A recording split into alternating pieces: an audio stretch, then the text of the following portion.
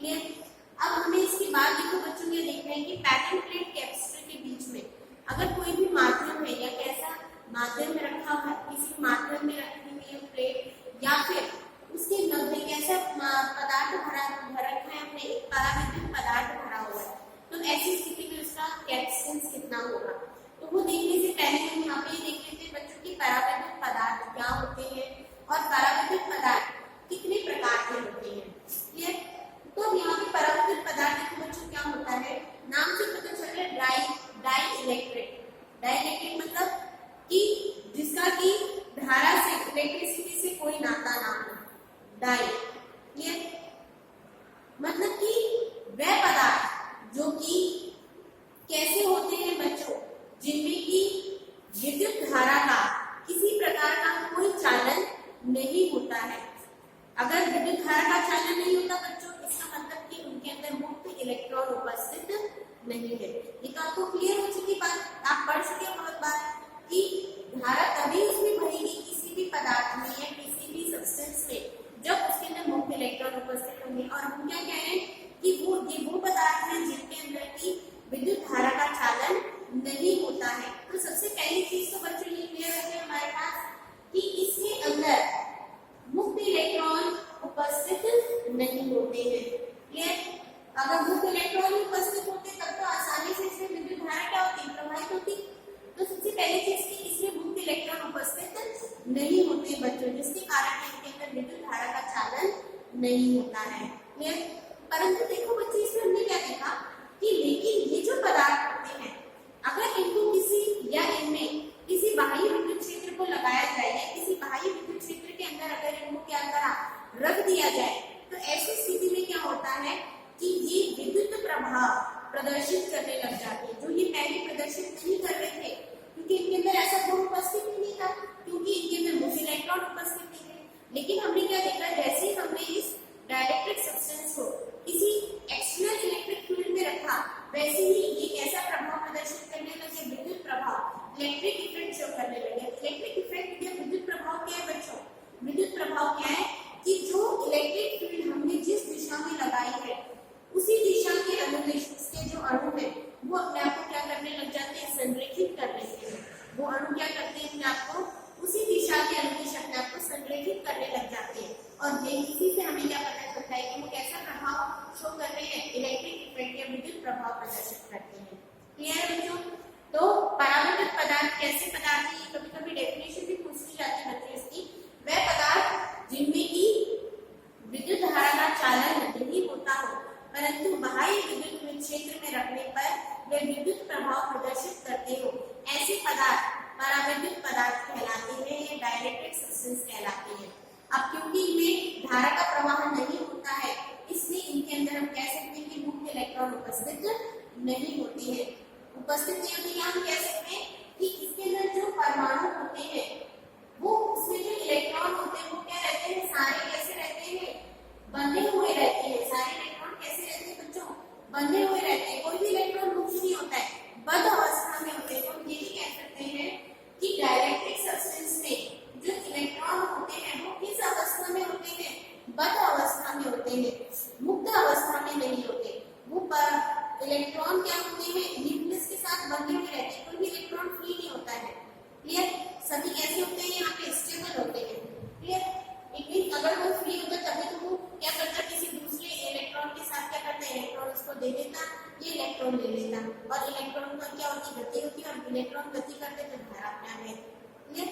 तो यहाँ पर इलेक्ट्रॉन नाम कह सकते हैं कि मुक्त इलेक्ट्रॉन उपस्थित नहीं होते या इलेक्ट्रॉन कैसा अवस्था में होते हैं बच्चों, मुक्त बद्ध अवस्था में होते हैं। ठीक है। तो ये चीज तो हमारे पास क्लियर हो गई कि ये कैसे हमारे डाइलेक्ट्रिक मीडियम। अब ऐसी स्थिति में बच्चों हम क्या देख रहे हैं कि ये दो तीन बातें तो हो गई। अब यहाँ पे हम देखेंगे कि डाइलेक्ट्रिक सब्सटेंस जो होते हैं बच्चों कितने प्रकार के होते हैं। अब डाइलेक्ट्रिक सब्सटेंस बच्चों कितने प्रकार के होते हैं, दो प्रकार के होते हैं। एक तो ध्रुवीय परावैद्युत पदार्थ और अध्रुवीय परावैद्युत पदार्थ।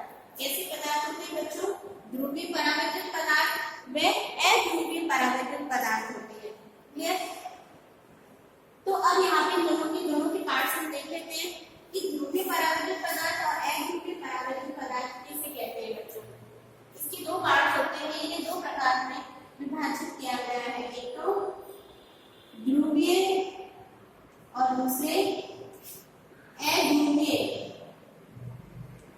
डायलेटेड सब्सटेंस, शॉर्ट में लिखते हैं ध्रुवीय व अध्रुवीय, पोलर डायलेटेड सब्सटेंस व नॉन पोलर डायलेटेड सब्सटेंस।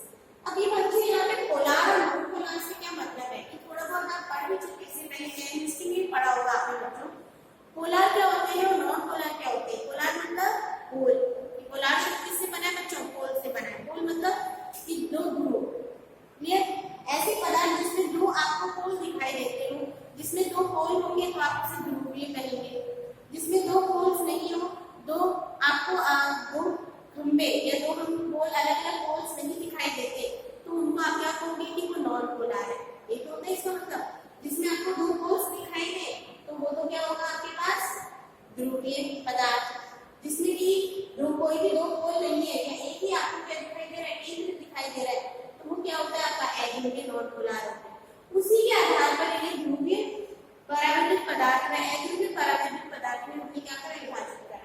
अब ये दोनों में एक ही गुण तो क्या होगा, कॉमन होगा बच्चों, कि दोनों ही कैसे परावर्तित पदार्थ हैं, तो इनके अंदर विद्युत धारा का चालन नहीं होता।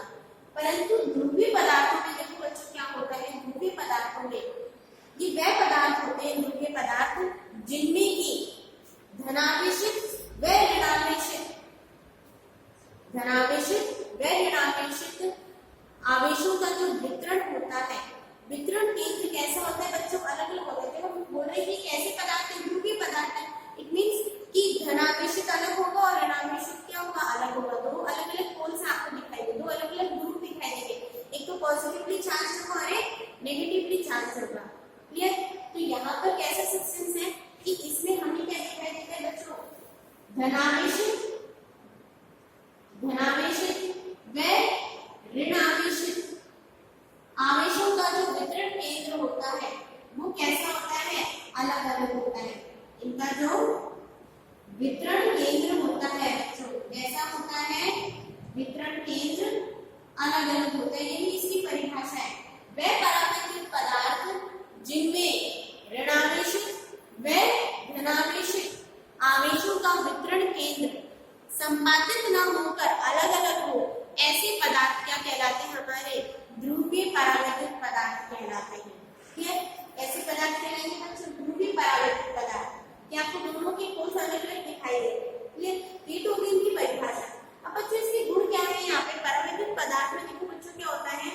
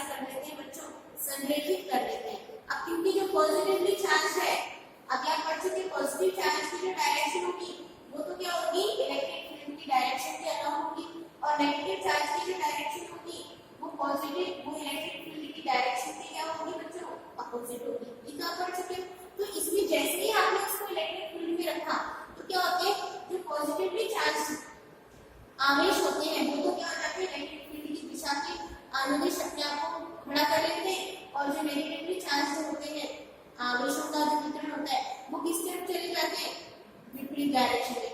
तो इसी तरह से प्रत्येक अणु क्या करते हैं, अपने आप को इसी तरह से क्या करने लग जाते हैं, व्यवस्थित कर लेते हैं।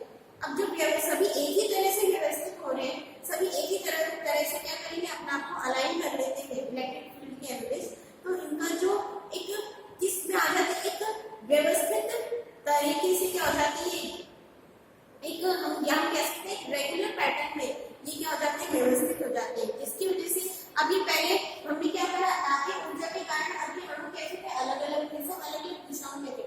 अभी क्या हो जाते हैं, रैंडमली अलग, कोई इधर है, कोई इधर है, कोई इधर है। लेकिन जैसे आपने इलेक्ट्रिक फील्ड लगाई वैसे ही अपने आप को इलेक्ट्रिक फील्ड के अकॉर्डिंग क्या कर लेते हैं, जिस दिशा में इलेक्ट्रिक फील्ड होती है उसी दिशा में अपने आप को क्या कर लेते हैं, संरेखित कर लेते हैं। तो अब ये कैसा प्रभाव प्रदर्शित कर रहे हैं बच्चों, इलेक्ट्रिक इफेक्ट, ये विद्युत प्रभाव को क्या कर रहे हैं, प्रदर्शित कर रहे हैं।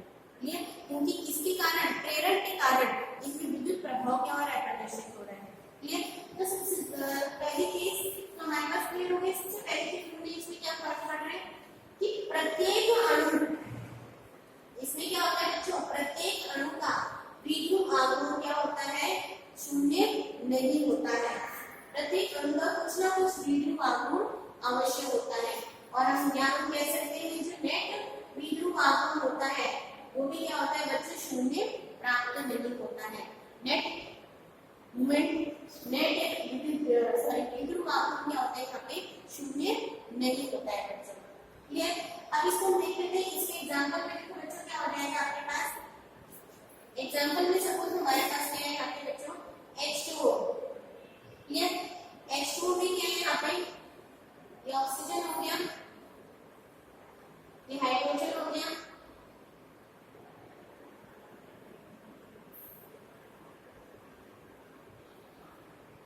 और अब इसमें डायरेक्शन आपको पता है, द्विध्रुव आघूर्ण की डायरेक्शन कैसे होती है, negative to positive.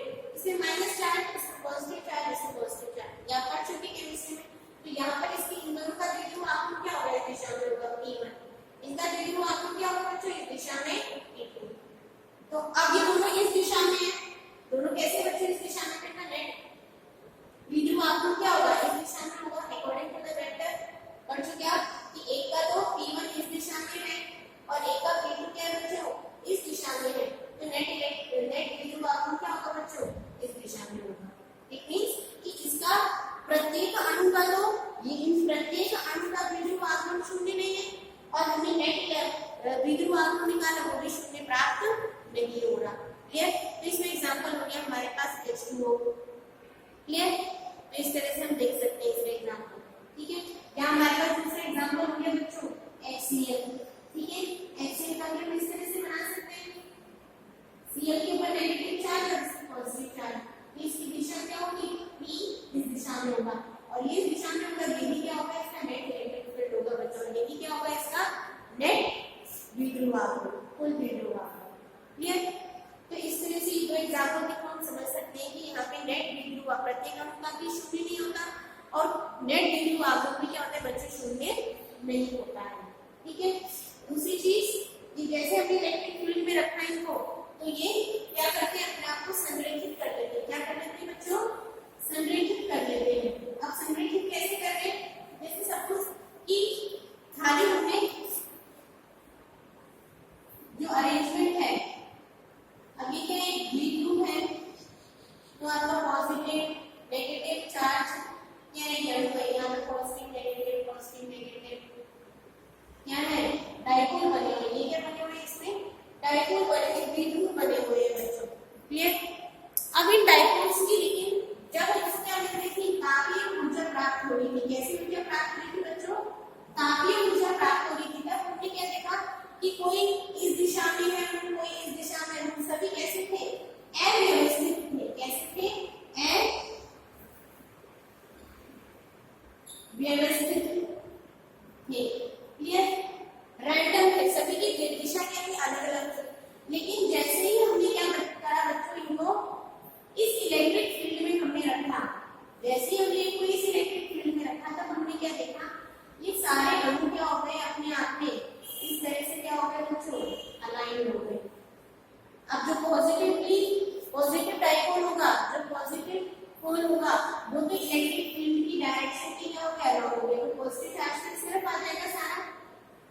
Positive charge की दिशा क्या होती है, विद्युत क्षेत्र की दिशा के अनुदिश, और जितने भी नेगेटिव चार्ज होंगे या जितने भी ऋण आवेशों का जो वितरण केंद्र होगा वो क्या हो जाएगा, इसकी विपरीत दिशा में, इस दिशा में हो जाएगा।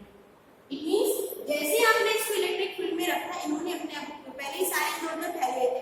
आप देखो ना, जैसे कि जब टीचर क्लास में नहीं होती तो बच्चे क्या होते हैं, कोई इधर भाग रहा है, कोई इधर भाग रहा है, कोई इधर-उधर घूम रहा है। लेकिन जैसे हर टीचर क्लास में आ गए तो क्या होता है, सारे बच्चे एक साथ एक जगह अपनी जगह पे बैठ जाते हैं और एक जगह सारे कैसे हो जाते हैं, अलाइन हो जाते हैं। तब यहाँ पे क्लास टीचर दिया, जो टीचर है क्लास के टीचर वो किसका काम कर रही है बच्चों, इलेक्ट्रिक फील्ड का काम कर रही है। और वो सारे पहले कैसे थे, द्विध्रुव थे, एक बेंच में 2 बच्चे बैठे, एक बेंच में 2 बच्चे, इस तरह से बैठने का आपने अरेंजमेंट बना रखा था, लेकिन सारे इधर उधर होके बैठे। लेकिन जैसे टीचर आए तो वैसे एक बेंच में 2 बच्चे, एक बेंच में 2 बच्चे, हर बेंच में 2 बच्चे बैठ गए। इट मींस सभी बच्चे कैसे हो गए, अलाइन हो गए according to the teacher. Teacher ने जैसे इंस्ट्रक्शन दे रखे थे, हाँ भाई एक बेंच में 2 बच्चे होंगे, एक बेंच में 2 बच्चे होंगे, तो वो सारे टीचर के अकॉर्डिंग क्या हो गए बच्चों, अलाइन हो गए। तो इसको क्या बोला जाता है बच्चों, अलाइनमेंट। क्लियर? तो ये क्या हमारा कैसा ध्रुवीय परावैद्युत पदार्थ कहलाते हैं। क्लियर? ये अपने आप को इलेक्ट्रिक फील्ड की प्रेजेंस में, इलेक्ट्रिक फील्ड की प्रेजेंस में इन्होंने अपने आप को क्या कर लिया, व्यवस्थित कर लिया। और कैसे व्यवस्थित कर लिया, इलेक्ट्रिक फील्ड के अकॉर्डिंग अपने आप को बच्चों क्या कर लिया, व्यवस्थित कर लिया। ठीक है, या हम कह सकते हैं इसको कैसे कर लिया इन्होंने, संरचित कर लिया अपने आप को। ठीक है, इसके बाद जो नेक्स्ट है वो है बच्चों हमारा अध्रुवीय परावैद्युत पदार्थ। अब देखो बच्चों, अध्रुवीय परावैद्युत पदार्थ में क्या अंतर होगा, अध्रुवीय मतलब नॉन पोलर। कैसे ये अध्रुवीय, नाम से पता चल रहा है बच्चों, कुछ ऐसे शब्द होते हैं जिनको हम नाम से ही क्या कर सकते हैं, डिफाइन कर सकते हैं। अध्रुवीय डाइलेक्ट्रिक सब्सटेंस, नॉन पोलर।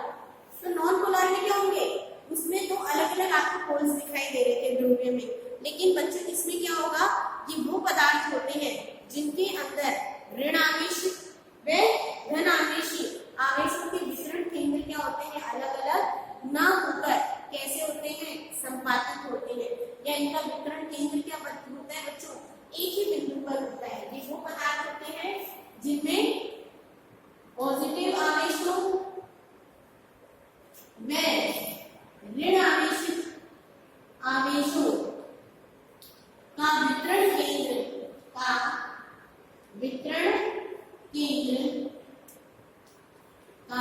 केंद्र एक ही बिंदु पर होता है, एक ही बिंदु पर होता है, या हम कह सकते हैं कैसा होता है, संपातित होता है। कैसा होता है बच्चों, ओवरलैप होता है। कैसा होता है, ओवरलैप होते हैं कि ऋणावेश वितरण केंद्र और धनावेश वितरण केंद्र एक के ऊपर एक होते हैं, तो इसलिए क्या होता है, ये ओवरलैप हो जाते हैं। आपको 2 अलग अलग पोल्स दिखाई दे रहे थे, और जब आपको 2 अलग अलग पोल्स नहीं दिखाई दे रहे तो क्या होगा, इसमें द्विध्रुव आघूर्ण क्या होता है, प्रत्येक अणु का बच्चों 0 होगा। सबसे पहली चीज कि इसमें तो प्रत्येक अणु का द्विध्रुव आघूर्ण 0 नहीं था, क्योंकि आपको अलग अलग से 2 पोल्स डाइपोल दिखाई दे रहे थे।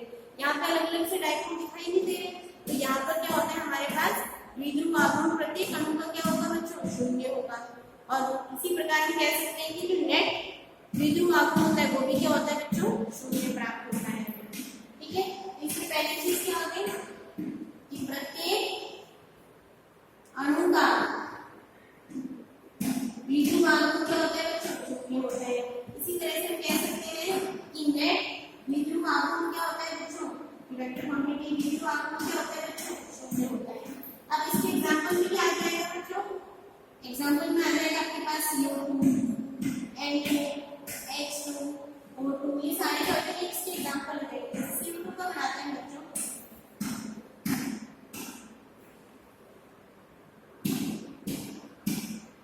ये O हो गया और ये C हो गया। अभी पॉजिटिव चार्ज नहीं है, क्या है पॉजिटिव, तो अब इसमें 2 बोल ही नहीं बनते। ये सारे क्या है बच्चों, इस तरह से एक के ऊपर एक क्या है, एक के ऊपर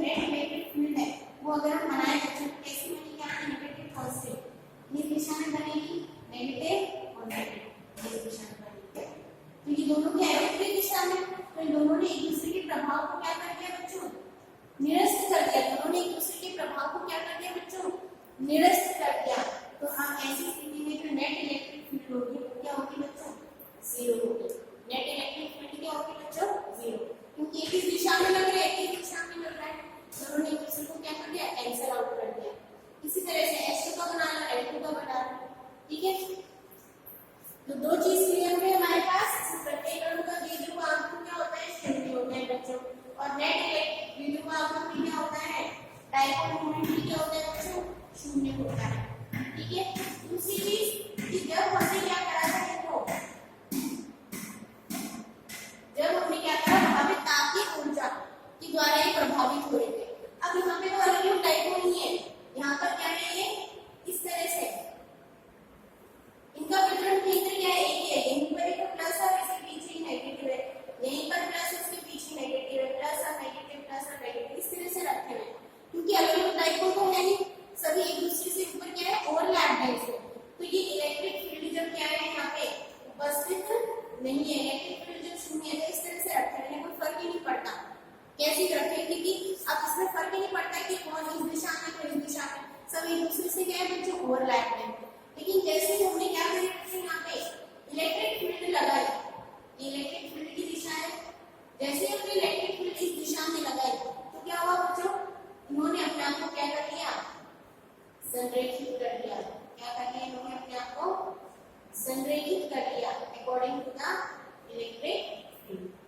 तो यहाँ पे positive negative, positive negative, positive negative, ये इट मींस जब तक इलेक्ट्रिक फील्ड नहीं लगती थी तब तक तो हमें ये एक डाइपोल की तरह व्यवहार नहीं कर रहे थे। लेकिन जैसे आपने इलेक्ट्रिक फील्ड लगाई तो ये एक डाइपोल की तरह व्यवहार करने लग गए। इट मींस कि ये वो गुण है जिससे हम क्या कहते हैं बच्चों, ध्रुवण या पोलराइजेशन कहते हैं। इट मींस कि वह अध्रुवीय पदार्थ जो कि विद्युत क्षेत्र की अनुपस्थिति में तो क्या थे, उनके वितरण केंद्र एक दूसरे से संपातित थे। लेकिन जैसे आपने उनको बाह्य विद्युत क्षेत्र के अंदर रखा या बाह्य विद्युत क्षेत्र की उपस्थिति में क्या होते हैं, ये प्रेरण के द्वारा, इस इलेक्ट्रिक फील्ड के प्रेरण के द्वारा इन्होंने अपने आप को क्या कर दिया, संरेखित कर दिया, या एक ध्रुवीय पदार्थ की तरह क्या करने लगे बच्चों, व्यवहार करने लग जाते हैं। तो यही गुण क्या कहलाता है बच्चों, ध्रुवण कहलाता है। क्या कहलाता है बच्चों, ध्रुवण।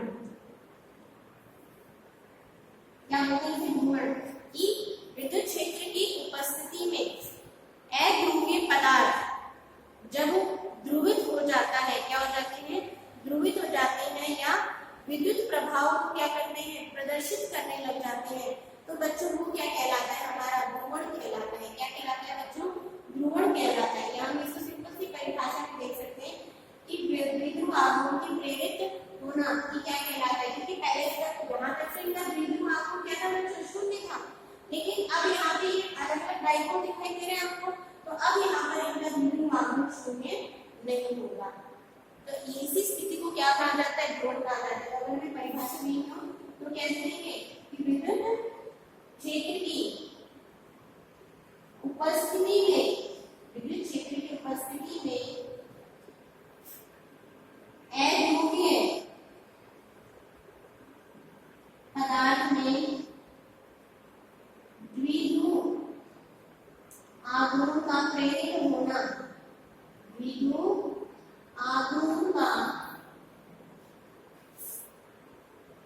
प्रेरित होना, ये क्या कहलाता है, ध्रुवण कहलाता है। द्विध्रुव आघूर्ण का प्रेरित होना ही ध्रुवण कहलाता है। या हम उसे अपनी भाषा में भी ऐसे भी कह सकते हैं कि विद्युत क्षेत्र की उपस्थिति में अध्रुवीय पदार्थ जब ध्रुवीय पदार्थ के भांति व्यवहार करने लग जाए तो वो क्या कहलाता है, ध्रुवीय गुण क्या कहलाता है, ध्रुवण कहलाता है। यहाँ हम कह सकते हैं कि उसमें द्विध्रुव आघूर्ण प्रेरित होने लग जाता है, उसे हम क्या कहते हैं, ध्रुवण कहते हैं। क्लियर? तो इसमें से बच्चों किसी के लिए एक ही परिभाषा पूछी जा सकती है, परावैद्युत पदार्थ पूछे जा सकते हैं, डाइलेक्ट्रिक सब्सटेंस, अब उसमें पोलर डाइलेक्ट्रिक सब्सटेंस भी पूछे जा सकते हैं, non polar dielectric substance. Clear है बच्चों? तो ये आपका थ्योरेटिकल टॉपिक है। अब इसी के आधार पर हम अपना नेक्स्ट टॉपिक जो है वो जो इम्पोर्टेंट टॉपिक है बच्चों को देखेंगे कि अगर किसी पैरेलल प्लेट कैपेसिटर के बीच में हमने परावैद्युत माध्यम भर रखा है तब हमारे पास कैपेसिटेंस कितना होगा। तो उसे समझने से पहले